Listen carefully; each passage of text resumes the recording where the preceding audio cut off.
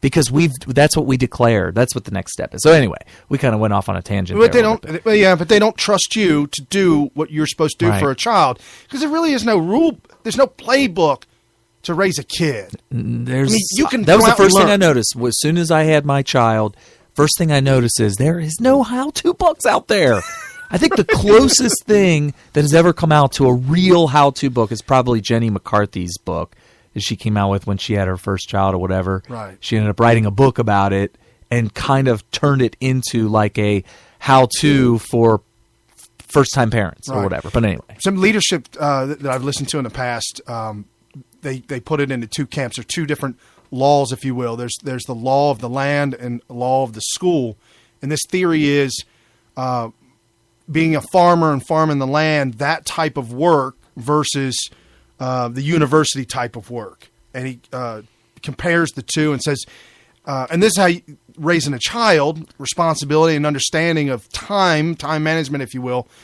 Imagine in September cramming real fast and planting the seed and hoping to pull some crops out by October. Oh, yeah, that's not going to happen. I'm battling right now trying to get some grass to grow in my backyard, and you keep telling me, oh, you got a wide open window. I know that window's going to close on me. Oh, it will. It will. I could feel it. We're still early, though, but... So that's the gardening portion of our show. So if you're thinking about planting seed, you're in the green now until about the next 2-3 weeks. Do not call the show in June and ask how to do it. I will. I'll answer it. You buy sod? No, well, you could do that. Yes, absolutely. You buy sod, which is about 5 times more expensive. But what I'm saying is that if you're calling me in June about reseeding your lawn, I'll tell you about the window that you have in September. Because that's when you're going to be doing it. Perfect. And then I think we're also going to touch on a little bit, if we got time, we're going to try and cram it all in there, the Panama Papers. Oh, yeah, that's interesting. Did you see that cartoon I sent you with the piggy banks? Oh, no. It turned into a trending... I sent it to you. So, it's a trending cartoon video that uses the simplest... Like, it looks like the cartoon was designed for an audience of children. But it's well done. It's well done. It's misinterpreted by millennials, though. It basically talks about how you have a piggy bank at home and you put money in it, but your mother is always monitoring what you're putting in and what you're taking out of your piggy bank. And since you don't like that, you proceed to find a different bank to put your money in that your mother doesn't know about. Right. So this goes on and on. It's like a 5-minute video. So after it's all done, I look at the comments section, and people are blasting the use of these hidden secret piggy banks. And I said, guys, you are all missing the point. Why the hell is the mother keep monitoring what's going in and out of the piggy bank? Right. Just let the little boy put money in and out of the bank how he pleases. You can give him some advice and some guidance, but you shouldn't be all up in his grill, all up in his piggy bank and his business. You know what I say? Mom, mind your business. It's my money. Well, then there you go. There you go. You know, speaking about that, I work with some guys who have a portion of their check direct deposited into a bank account their wife doesn't know about. Well, now, wife is a little different. Yes, it is. Because your wife isn't, your wife is your wife. Right. You can choose your wife. You don't choose your mom. And you can have fights. And you don't choose mother-in-laws either. Yeah, you could, in an indirect way. Okay. So, you can fight with your spouse about boundaries. You know, you don't cross these boundaries. Right. But mothers, you know, they're going to dictate to the kids. They will. Right, and they're going to say, I'm the mother of this house and I'm going to make the rules. You live under my roof. And unless your name is Dominic Musiano, you don't get to choose your parents. Yikes. She's the one that divorced her parents. Right. And she was, 15, 16? And then she actually came back and she wanted to come back and undo it. Dude, that girl it was sad. That girl was a nightmare. It was a sad story. So let's touch on the propaganda that's running the news cycle this Sunday morning. The Boston Globe this morning came out with an article, and it's got a picture of Donald Trump on the front. This is the front page of the Boston Globe. Why does you show me a color picture on the screen. Why does it look like it's a 50-year-old paper? Because it's a dye like yellow. It's dark yellow, like it's been oxidized. Well, it hasn't been properly archived, so the oxygen got to the paper, right? And now it's very dingy looking and yellow. Well, what they did is they wrote this article hypothetically a year from now. Oh, interesting. So you've got my attention. You've got my attention. They're writing into the future. There was a book about that. I don't know the name of it. I read this book when I was a kid. It was a kid's book about how this kid found, or maybe he's a guy, I can't remember. When you're a kid, other kids your age are guys, whatever. Every day he would get the newspaper, but it was the newspaper from the future. Oh, I vaguely remember that. Yeah. Oh, man, we need to find out what that book was. It's like a kid's book. Yeah, he would get a newspaper every morning, and it was of tomorrow. It was either tomorrow's events or maybe sometime into the future. I'd go straight to the sports section. Start placing bets. Such a gambler. You got a problem. There's an 800 number for that. Is there? Well, I need. If I had the paper from the future, I wouldn't have a problem. It wouldn't be a problem, would right. it? Okay. So this story didn't actually break nationwide news until our buddy, your friend and mine, Matt Drudge, picked up on it. Oh, okay. Posted it, and then Breitbart got a hold of it, and they put it up. I got a hold of it, and I put it up. And so now we're talking about it tonight. But this went down this morning, and this is how the paper reads. Front page, it says, U.S. media, well, I put the title, the U.S. media propaganda.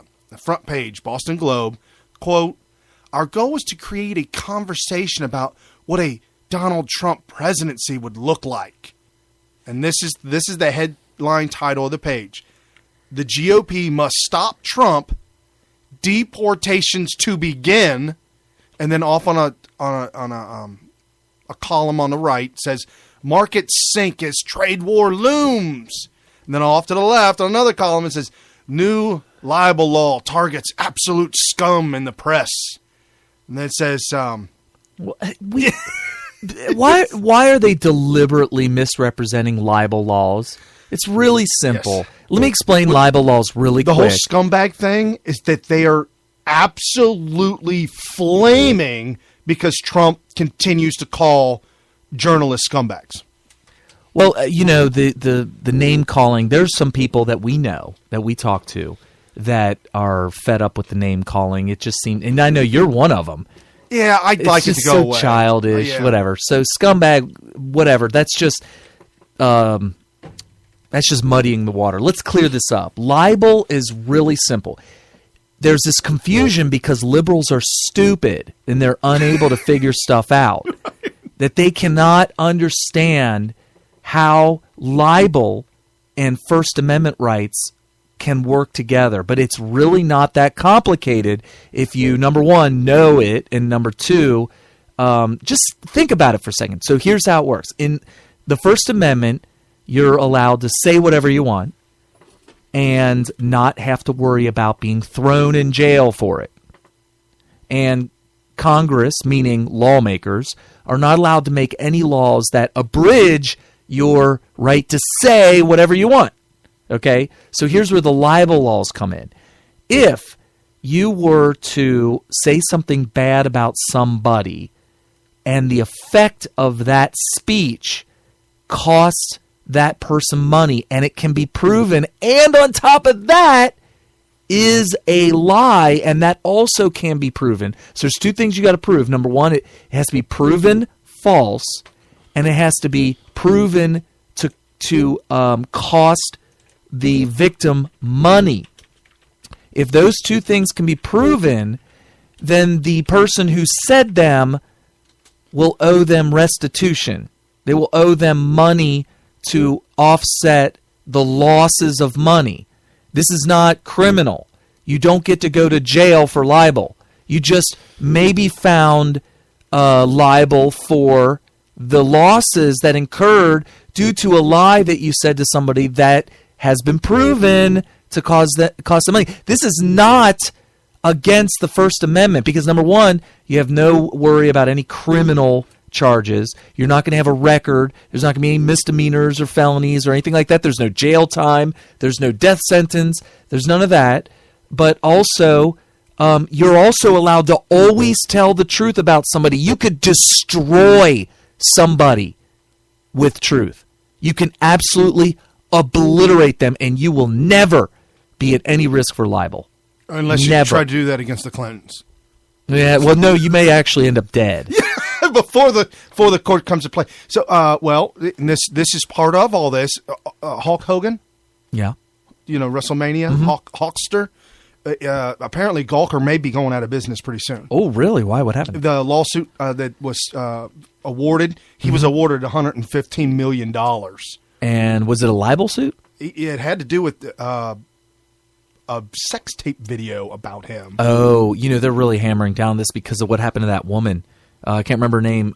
She was a journalist that had another picture taker. He said, where is she staying and can I have the room next to her? Let me tell you, I hate to say this. I saw it. Well, I mean, I saw you got to do research. Let me tell you. You have to research for this show. It was so creepy. It was so wrong. It was so wrong. So at the end of the day, I think it's a very good thing that courts can award, but that isn't libel. You're saying that there were... Well, they were saying things about him. I don't know the exact details of the case, but they did. It was a news Gawker. Mm-hmm. They did publish something about him.